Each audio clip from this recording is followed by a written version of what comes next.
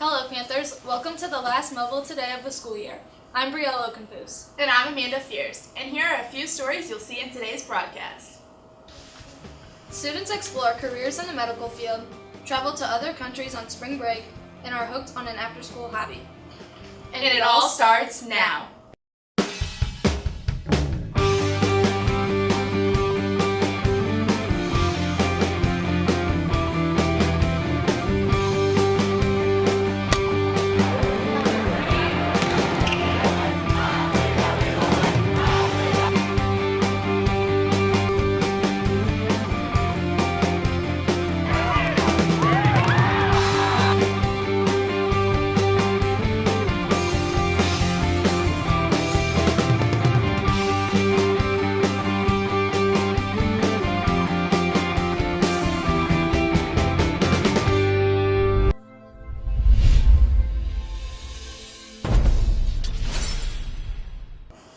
On April 28th, Mehlville High School hosted Special Olympics. Brielle and I have the story. Take a look.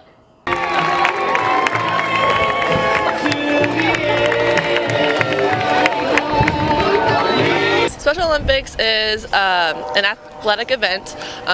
We invite schools from all over the SSD. They have to be SSD affiliated with their school, and then athletes from elementary to middle school to high school can come and they participate in our events. Track and field, there's so many other events like basketball or bowling or volleyball, so many other things that they can do.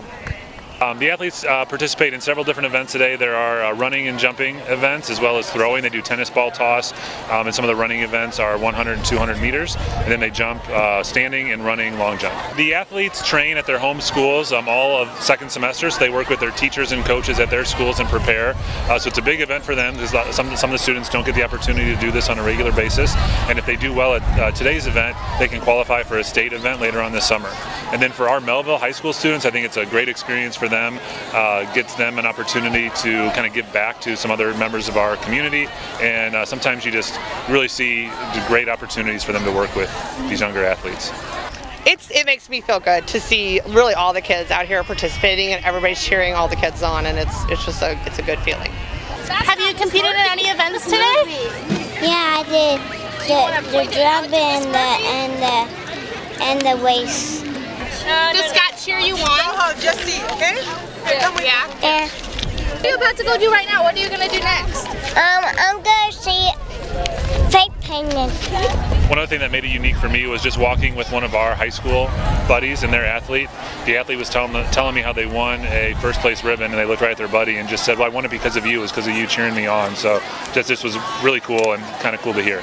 Will get any prizes or anything fun like that? Yeah, bees. What's been your favorite thing about today? Games. All the games? Who's your buddy? Angelica. Angelica? How has Angelica been helping you today? What have you guys been doing together? Doing games. What events have you been in today? Running. Can you tell us what was your favorite thing about today that you've done so far? Jumping. You like the jumping? Can you show us how you jumped today? So I did jumping and throwing and running, and then I'm going to do a relay. There you go. Now the last thing, just tell us how much fun you're having today. 1,600. Technology provides many opportunities for education. However, some students and teachers found that it can also present some challenges. Hannah Blatt and Emma Valeroy have the story. In the year 2016, use of technology at Mehlville is at an all-time high. Freshmen, sophomores, and juniors are lent laptops for the school year, and almost every class is on Google Classroom. However, technology can cause more problems than some might think. I try not to come in here because I don't really like having problems with the laptops. You like us? It stresses me out. Gosh. No, just problems with That's what it laptops is. really stress me out. Like we know a lot of times in class our stuff is slow and hey, it's taking me a while to log in or whatever. Stuff like that, maybe we could beef up our system, but not everything is about technology either. Like I know a lot of times that that's pushed on all of us. You need to be using technology every day in the classroom. And I don't believe that's necessarily true. I mean, there's a lot of things that can happen through discussion, that you don't need a computer in front of you or you don't need a projector on or something like that. It doesn't need to be there all the time to learn.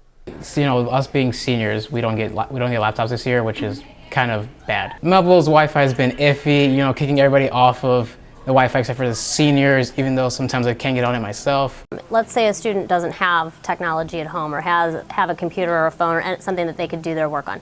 Then I've already let them know that I accept homework in any way, shape, or form, as long as I'm getting it, right? If a student, doesn't have the technology here in class because we don't have our laptops, they don't have a laptop, again, we're flexible. We just make copies of the assignment, we'll do it hard copy. Technology also makes it possible to turn in assignments even when a student is not at school. This can raise problems because some teachers hold those students to the same standard as students who are in school that day. For you guys to make an excuse like, hey, I wasn't here, what happened last time? And a teacher like me might say, well, didn't you look on Classroom? You've had 2 days to look at it. I might not have expected them to do the work by then because they were sick or out. I hope most teachers would feel that way. I think it depends on the reason that the student is out. Obviously, if there's a reason that would cause the student to need that rest or need that time away from the computer or from the screens, I think that's understandable, and we just extend the time for when the assignment is due. I think it's a flexibility issue, and I think it also depends on the student and the teacher and that relationship and what they've come to understand with makeup work and late work. The purpose of assigning assignments outside of school hours would simply be to get students to practice outside the room and get extra practice. I think the downside in mathematics is we see students every other day, and so if you have an assignment or if you learn something in class and don't see it again for 2 days, a lot of times it might not be remembered or you don't drive home the point, so if they get extra practice outside, it helps them remember, hopefully. I mean, there's good and bad about all kinds of technology, but here, I think it's good. I mean, there's aspects of it that are drawbacks, I guess, but ultimately, I like the technology that we have. I am a believer that absolutely we need to use it because, like I said earlier, it's something that is part of the lives of the students these days, but I absolutely believe we need a break from it at times. So I personally use paper still, especially like for quizzes and tests. Again, I think we need to get our eyes away from the screen sometimes. The Medical Explorers program gives students a glimpse into the medical profession. Victoria Bokern and Kristen Carter caught up with some students in the program. Medical Explorer is someone who learns about the medical field and they're interested in going into the field. We meet every other Monday from 7:30 to 9, and we either listen to speakers or we tour the hospital. And it's kind of just to get exposure and kind of see if we want to be in the medical field or not. So in Medical Explorers, we listen to medical professionals discuss their careers, and we also go on tours around the hospital. We learn more about the different careers in the medical field, and personally, I've learned about more careers that I didn't even know existed. We got to tour the CCU, and then we got to go see newborn babies and see how they're treated, and yeah, it was really cute. I first heard about this program from a friend of mine who graduated from Mehlville, and she was interested in the medical field also, and so she told me about it because I was interested, and that's how I first heard about it. I think overall this program helped me decide whether I want to be or whether I want to go into the medical field, and as of right now it's a no, but I still really think it's interesting and I think I'm going to do it next year. English teacher Cheryl Oakland took students abroad this spring break. Here are some highlights from their trip. Sarah Gratza and Lindy Wagner have the story. This trip was a whirlwind like every other one, but it was really fun because I was with a group of kids that I didn't necessarily know, and they all were just wonderful and well behaved and punctual and responsible, and I feel like they really took advantage of everything that we did.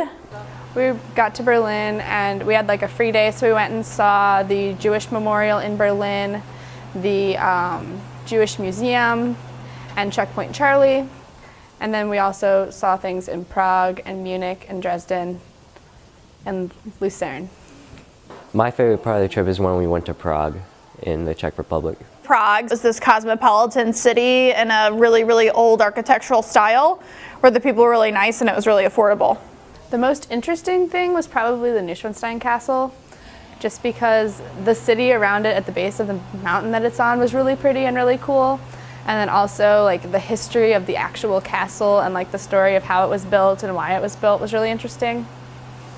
I think the coolest thing I learned was how it wasn't something I already knew, but it was just that Germany is more than just what happened in World War II, and it still has a lot of its own culture today, and it's like, it's moved on from World War II.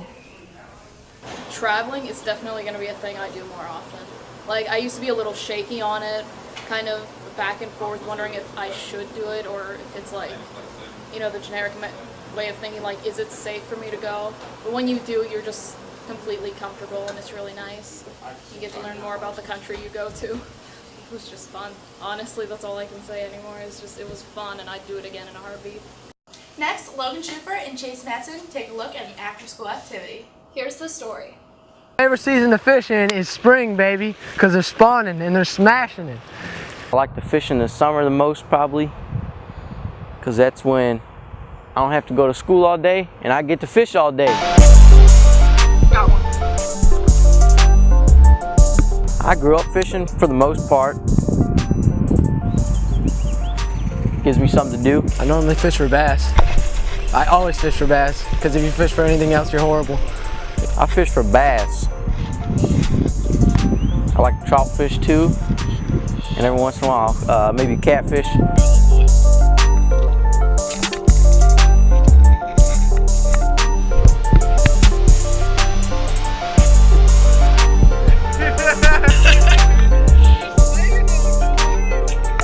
I fish at small ponds and close lakes by, because I don't like driving far. And then my secret spot I can't tell nobody of though. None of y'all need to know where I fish. I catch hogs, boy.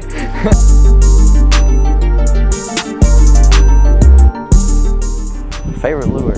I like plastic worms. Or a beaver bait, right there.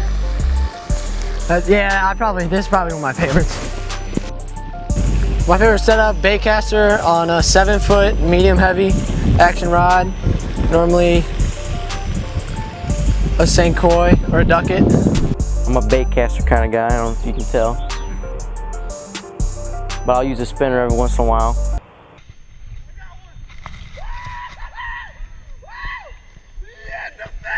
Oh, Logan got one. I'll call you later.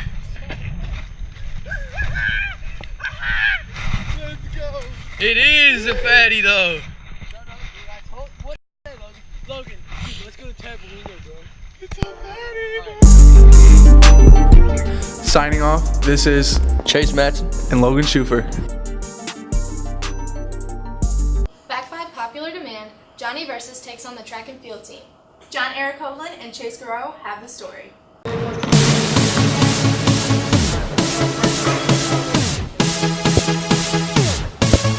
Vamos, Teco!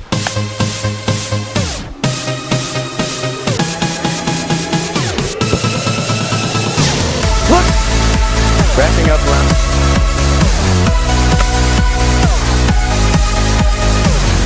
Johnny Versus!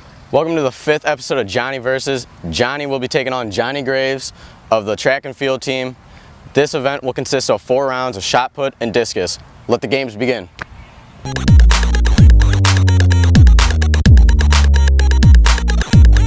This is the first round of discus. Johnny will be going first since he's our guest. Look at that stance. So beautiful. So graceful. Ooh. Look at the throw. I'm saying that's at least 4 line.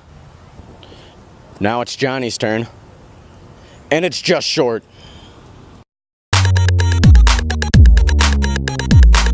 Here comes Johnny Graves throwing the frisbee.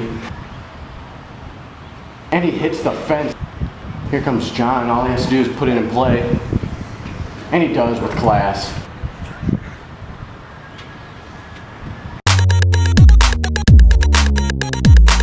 Here's Johnny starting round 3 with shot put. And he launches it. All right, John will be going up next for round 3. Let's see if he can come back from it. Look at that throw. Oh.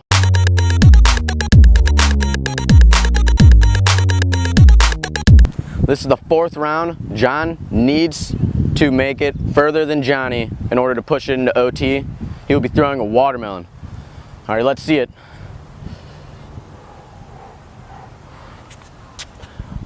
Oh!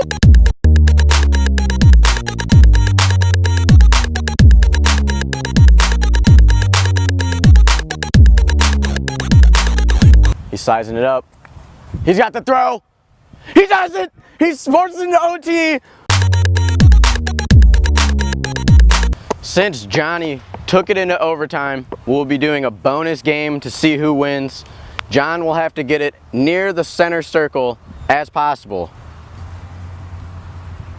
Little throw, a little skip action, and it goes wide. Let's see if John can win it for himself and the track team.